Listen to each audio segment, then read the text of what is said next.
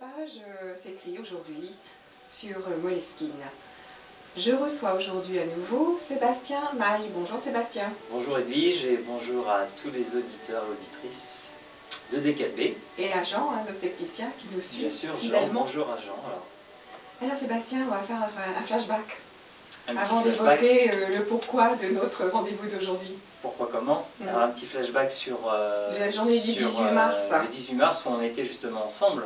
J'étais avec toi Edwige et oui. on a eu l'occasion d'assister au concert au Zénith de Nantes de notre Jean-Michel Jarre national.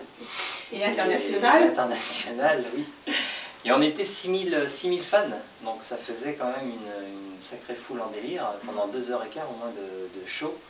Et c'était évidemment magnifique parce qu'on a retrouvé tous les grands thèmes et les tubes aussi de Jean-Michel Jarre sur scène avec des effets visuels, un écran de plus de 30 mètres, des lasers, voilà, une scénographie comme il sait très bien le faire. Ah oui, c'est vrai que moi autant je connaissais sa musique en CD, voilà. Quelques spectacles retransmis à la télévision, côté visuel. Mais là, j'ai trouvé que c'était bluffant parce que c'est quelqu'un qui n'arrête pas une seconde. Ah oui, l'énergie qui transmet au public.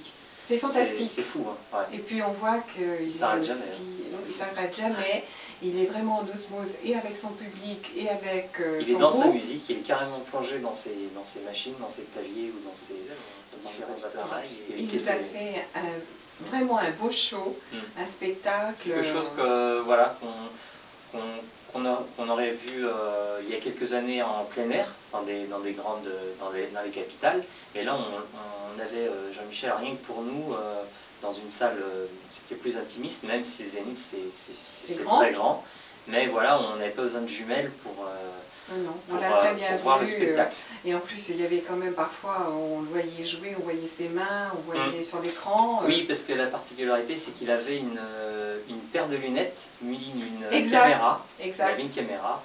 Et quand il se penchait sur les claviers, on voyait évidemment de près la façon dont il triturait les sons et puis la façon dont il jouait. Mais c'est un véritable exercice physique et d'endurance, parce que moi j'imaginais pas une seconde qu'on puisse aller à droite, à gauche, d'un instrument à l'autre.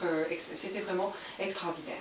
Alors, maintenant, on ferme la parenthèse de Jean-Michel Jarre. Voilà, la performance est finie, on a plein de souvenirs. On a plein de souvenirs dans nos têtes, dans nos cœurs, puis on aura bien évidemment l'occasion d'en reparler.